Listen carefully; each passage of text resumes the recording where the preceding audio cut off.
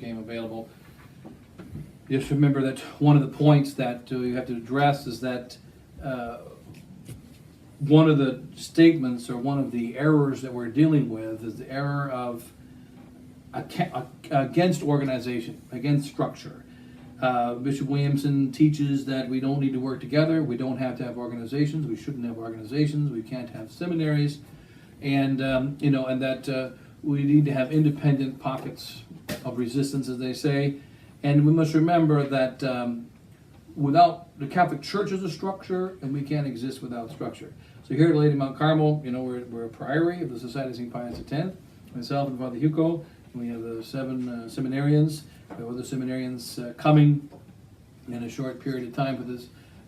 Will be our 5th school year, and we have about more than 50 chapels throughout the United States and Canada, and also in England and Ireland and Scotland, and in Australia and the Philippines and so on. And so altogether with well over 50 places. But these places are connected together under the offices of the Society of St. Pius X. And we must continue the work of Bishop Lefebvre together. So we forgot to mention in the little catechism, Father will address some of these things tonight in the catechism tonight, about Bishop Thomas Aquinas. So we were supposed to speak about Bishop Williamson, Bishop IV, Bishop Thomas Aquinas, and Bishop Zendejas. Bishop Thomas Aquinas also has refused us explicitly holy oils.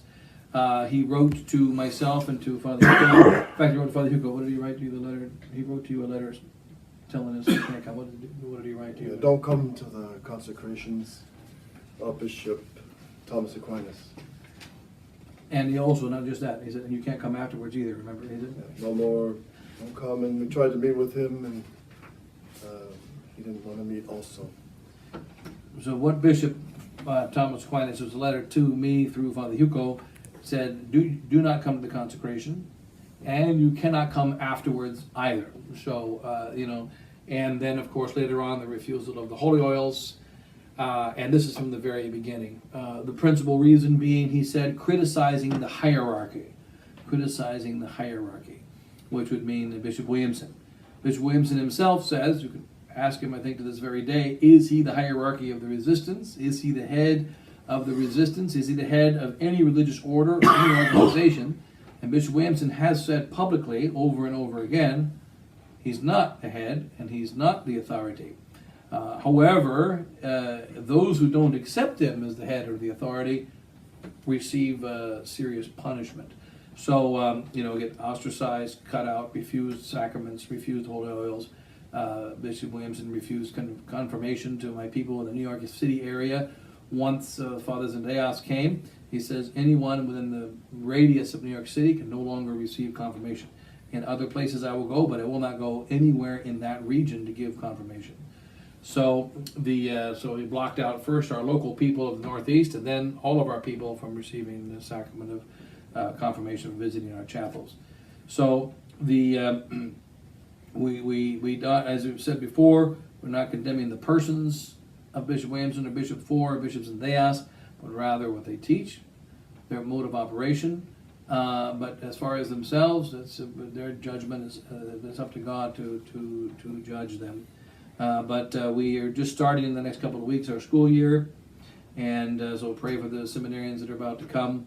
And Father Hewko and I are working together in one organization with the faithful, with the seminarians, with the brothers in the work of the Society of St. Pius X, and continuing the statutes of the Society without need of alteration, and answering to the call of the faithful, wherever they call, to give them the faith and the sacraments, and also trying to assist any priest in the world who wants to stand for, and who does truly stand for, the Holy Roman Catholic faith, and helping priests in the Novus Ordo, coming back from the Novus Ordo to tradition, helping priests insofar as we can within tradition that are going to continue to profess the faith without error, and working alongside them as best we can, helping them as best we can. We work with several priests and try to help and support several priests like Father Ruiz, Father Cardozo, in Europe, Father Ribas and so on, and also Father Fuchs assisting there in England and so on, and in Austria. And so we try to help them insofar as we can. And Father King also in England, and of course the others as well. You can't name them all, but others as well. And so we're working to support them and continue the work together for the salvation of souls. And whatever you want. Yeah, and they're welcome to come. Kentucky always has open doors for any priests who want to fight for the faith the way that we're supposed to, the way Archbishop Lefebvre commanded us to. So, What are you going to well, I was just going to conclude. Do you have any other points? No, go ahead and conclude. It comes back to the words of St. Paul in Galatians chapter 1, verse 8. But though we are an angel from heaven, preach a gospel to you, besides that which we have preached to you, let him be anathema.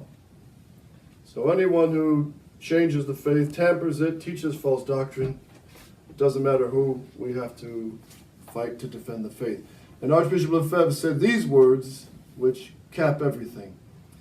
Every Catholic can and must resist anyone in the Church who tampers with the faith. The defense of the faith is the first duty of every Christian, more especially of every priest and bishop.